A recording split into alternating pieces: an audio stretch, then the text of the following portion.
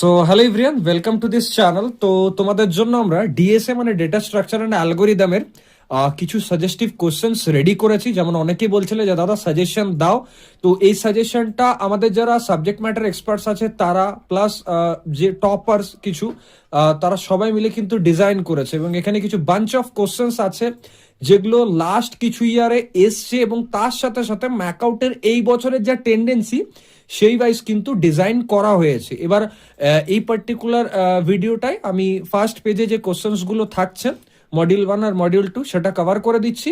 Next ভিডিওতে তোমরা বাকি মডিউলগুলো চাও কিনা সেটা কমেন্ট করে জানিও এই ভিডিওতে। দেখো ডিএসএ প্রতিটা ব্রাঞ্চেই অলমোস্ট আছে, আই থিঙ্ক সিএসআইটি ইসি এবং তার সাথে সাথে যে সিএসসি স্পেশালাইজেশনগুলো সেগুলোতেও কিন্তু তোমরা পাবে। কোশ্চেন তো দেখতেই পাচ্ছ স্ক্রিনে। মডিউল 1 থেকে ইন্ট্রোডাকশন আর অ্যালগোরিদম অ্যানালিসিসের ডেটা স্ট্রাকচারের ডেফিনেশন, এবং একটা মজার ব্যাপার হচ্ছে এই সাবজেক্টটা এমন একটা সাবজেক্ট যেখানে কিন্তু প্রচুর ডায়াগ্রাম দেওয়ার জায়গা থাকবে। তো ডেফিনেটলি যখন প্র্যাকটিস করবে খাতা পেন নিয়ে পর, তখন কিন্তু লিখে প্র্যাকটিস করবে এবং ডায়াগ্রাম ড্র করবে, ঠিক আছে? কারণ কেন বলছি, অনেক কোশ্চেন হবে যে হতেই পারে তোমার এই কোশ্চেন অ্যান্সারটা মনে আসছে না, তো তখন কিন্তু ডায়াগ্রামটা ড্র করে দিলে একটা মার্কস পাবে। এবং আমি যখন বলছি যে ডায়াগ্রাম ড্র করলে বা রিলিভেন্ট ডায়াগ্রাম দিয়ে বা রিলিভেন্ট লিখেলে পাবে মার্কস, তার মানে 100% কিন্তু পাবে। কারণ আমি যখন কিছু বলি তার পেছনে কিন্তু মানে আপডেট থাকে আমার কাছে ইন্টারনালি।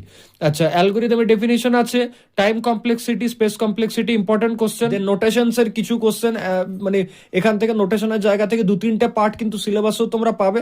আমাদের যারা কোর্স নিয়েছো কোর্সের ভেতরে দেখবে নোটেশনস গুলো কিন্তু খুব সুন্দরভাবে কভার করা আছে। Time space trade of important ব্যাপার।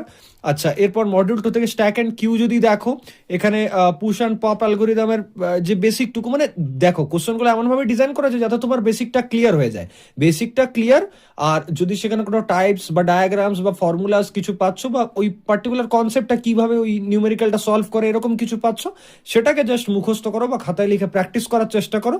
That would be enough for you all guys, right? তো তাহলে নেক্সট কোশ্চেন্সগুলোর ভিডিও চাও কিনা, এখানে অনেকগুলো কোশ্চেনই আছে, সেগুলো চাও কিনা সেটা কমেন্ট করে জানাতে পারো। আর অন্যান্য সাবজেক্টের এরকম ভিডিও চাও কিনা সেটাও জানিও। দেখা হচ্ছে নেক্সট ভিডিওতে। Thank you.